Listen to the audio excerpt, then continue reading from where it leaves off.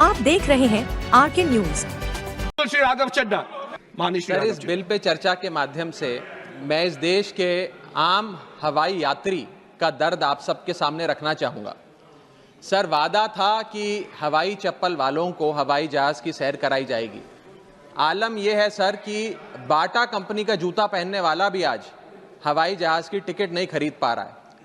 Economy class is no more economical. Sir, मैं आज इस सदन में बहस पे आने से पहले अपने फ़ोन पर फ्लाइट के रेट चेक कर रहा था। सर, अगर कल मुझे दिल्ली से बंबई जाना हो तो टिकट 14,000 रुपये की है, वन वे की सबसे सस्ती टिकट। दिल्ली से पटना जाना हो तो 12,000 रुपये की टिकट, दिल्ली से बैंगलोर जाना हो तो 16,000 रुपये की टिकट। और सर वो छोड़िए, संडे के दिन यानी कि परसों मैं अपने क्षेत्र पंजाब से दिल्ली आया, मोहाली एयरपोर्ट से चंडीगढ़ एयरपोर्ट से मैंने फ़्लाइट ली और दिल्ली पहुंचा। उस फ्लाइट की टिकट 14,500 रुपये की थी। हम सांसदों को तो फ्लाइट की रीइंबर्समेंट मिल जाती है सर, आप उस आम नागरिक का सोचिए जो इस स्काई रॉकेटिंग एयर प्राइसेस से जूझ रहा है। और एक और दिलचस्प चीज़ है, एक ही सेक्टर की एक ही दिन की सेम एयरलाइन जो अलग अलग समय पर उड़ती है उसके भी रेट अलग है। आपको सुबह 10 बजे दिल्ली से बंबई जाना, उस एयरलाइन से उस तारीख पे आपको एक रेट मिलता है। 2 बजे की दोपहर की टिकट लेते हैं उसी एयरलाइन पे, उसी दिन पे वो उससे दोगुनी हो जाती है। न जाने क्या लॉजिक है। सर, हमें इस देश में एयर यात्रा को लग्जरी ट्रैवल नहीं बताना सर, आम ट्रैवल बनाना है जैसे कि ट्रेन का है। और सबसे बड़ी बात सर, इस देश में जहाज में उड़ना और जहाज में उड़ के अपनी मंजिल तक पहुंचना आज भी इस देश की बहुत बड़ी आबादी के लिए एक सपना है। अगर ट्रैवल की रफ्तार बढ़ेगी तभी इस देश की रफ्तार बढ़ेगी। सर, दूसरा दर्द जो इस देश का आम आदमी रोज उससे जूझ रहा है वो है ओवर क्राउडेड एयरपोर्ट्स। सर, आज हमारे देश के एयरपोर्ट्स बस अड्डे जैसे बन गए हैं। बस अड्डों से बदतर हालत, बदतर व्यवस्था देश के एयरपोर्ट्स पर है सर। सर, टर्मिनल 1 चले जाइए दिल्ली के, टर्मिनल 2 चले जाइए दिल्ली के, आप हालात देखिए। सिक्योरिटी लाइन से लेकर चेक इन लाइन तक लोग लाइनों में खड़े हैं और लाइनों में खड़े हैं और उसके बाद उनकी फ्लाइट भी इस चक्कर में मिस हो जाती है।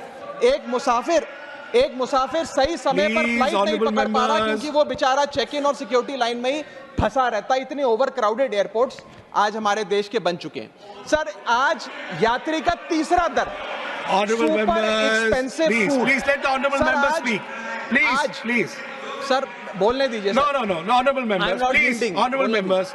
माननीय सदस्य, मेरा समय जा रहा है। Please let him speak.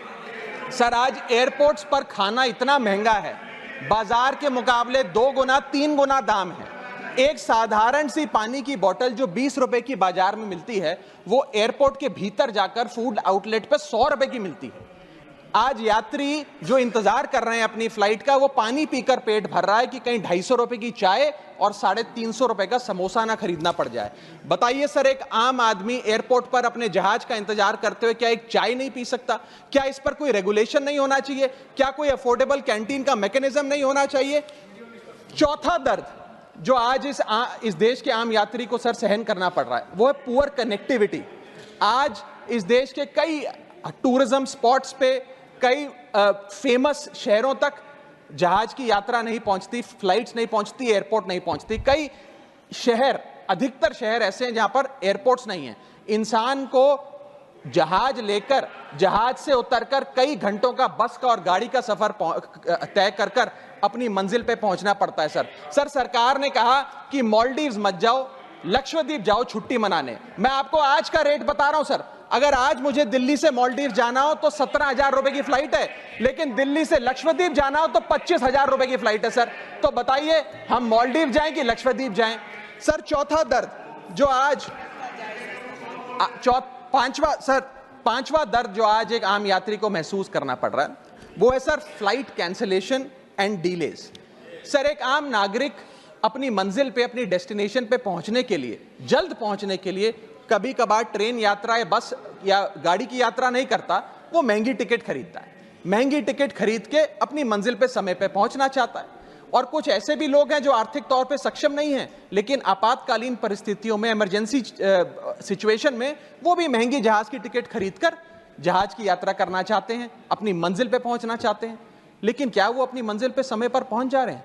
निर्धारित समय से 3 से 4 घंटे लेट आज जहाज चलते हैं, और खास तौर पे छोटे शहरों के जो एयरपोर्ट्स हैं वहां पर तो मैक्सिमम डिलेज देखे गए हैं सर 1 केजी अगर एक्सेस बैगेज हो जाए तो फ्लाइट आपसे हजारों रुपए का किराया वसूलती है, लेकिन कई घंटों के डिले के लिए क्या फ्लाइट हमें कॉम्पनसेट करती है? मैं आज माननीय मंत्री जी को कहना चाहूंगा कि कुछ ऐसा मैकेनिज्म बनाए कि हर घंटे के फ्लाइट के डिले के लिए एयरलाइन आम यात्री को कॉम्पनसेट करे, उसकी जेब में पैसा डाले।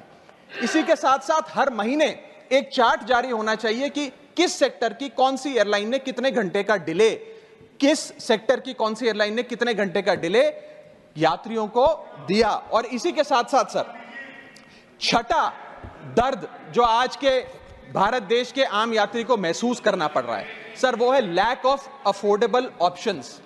जो अभी मेरे साथी भी बात कर रहे थे कि इस देश में 90% एयर ट्रैवल 2 एयरलाइंस के पास है, 90% मार्केट शेयर 2 एयरलाइंस के पास है।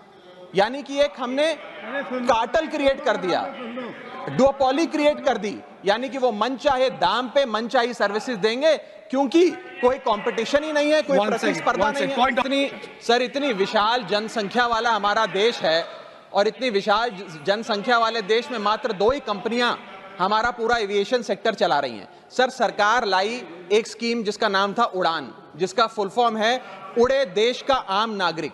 पर कैसे उड़े? ना फ्लाइट के उड़ने के ऑप्शन है, ना अफोर्डेबल टिकट है, ना फ्लाइट सही समय पर चलती है, तो कहां उड़े, कैसे उड़े? और सबसे बड़ी बात सर, जब से ये उड़ान स्कीम आई है एक धारणा एविएशन सेक्टर में बनी हुई है कि जैसे ये स्कीम लागू हुई 2 एयरलाइन बंद हो गई, जेट एयरवेज और गो एयर, और तीसरी स्पाइस जेट बंद होने की कगार पे खड़ी है। तो अब लोग ये भी कहने लग गए हैं कि शायद उड़ान स्कीम एक बहुत बड़ा अपशगुन थी।